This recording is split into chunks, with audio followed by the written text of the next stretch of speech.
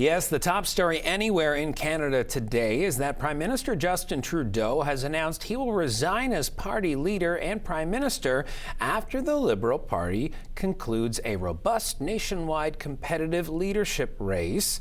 What you just saw was the Prime Minister speaking to reporters this morning at Rideau Cottage.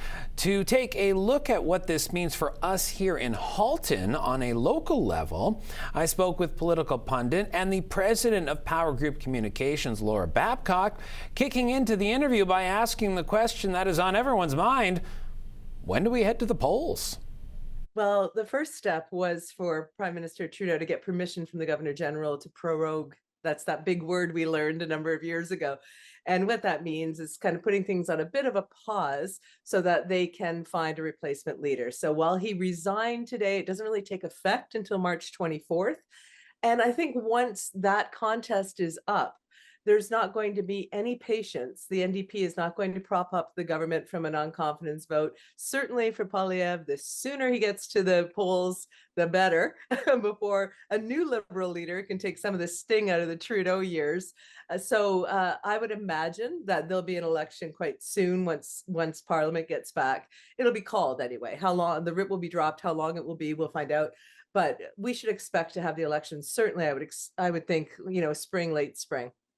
All right, there we go. Now, I want to focus on Halton here because we currently have a very strong Liberal presence as far as our MPs go. Anita Anand, Pam Damoff, Adam Van Couverden, and Karina Gould. Now, Pam Damoff has already said she will not run again, but for someone like Anita Anand, this is where the curiosity pops up for me.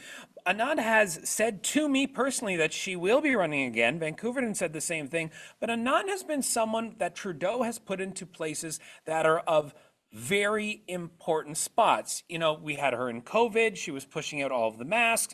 After that, she was Minister of National Defense. So she seems like a very important cog in the wheel. I'm curious what you think this means for her.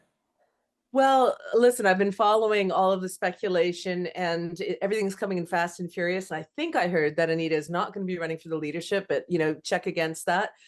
So what that means is that this is going to come down to what happens to parties in moments like this. And we already saw it over the weekend. We saw Chrystia Freeland with her big letter a couple of weeks ago, setting the table for all of this to happen. We saw reports that Mark Carney was starting to make real phone calls over the weekend.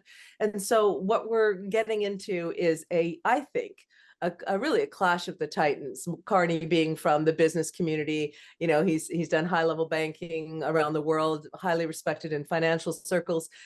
If Liberals, if the party members are looking for some sort of an economic savior message, it might be in the form of Carney, and he doesn't carry, of course, the baggage from the last few years of the Trudeau government, whereas Chrystia does. She also has economic chops. She's tough. We know that Putin and Trump and others fear her. They know how tough she can be. So I think it's probably going to come down to them, but there are other names floating around in the leadership, Naderskin, for instance, and others. We'll have to see. But in terms of locally, I think Anand will probably stay if she's going to run again.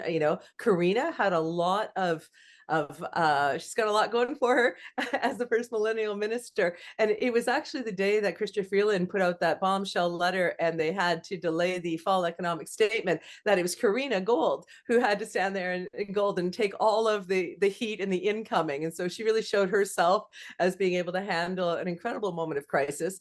So I think for MPs like them who have distinguished themselves, they probably have the opportunity for re-election, but some are saying that the Liberals, might only get 6 seats unless they come up with a really good leadership contender. So imagine that from the night of the sunny ways. Jason, I recall being on CTV live at the time, and I exclaimed loudly when I saw the whole East Coast go red for Trudeau. It was an absolutely opposite moment from where the Liberal Party is right now. So I think the MPs who are doing well locally may decide to stay, but if they're able to even get a minority government, that will be, I think, a victory at this stage.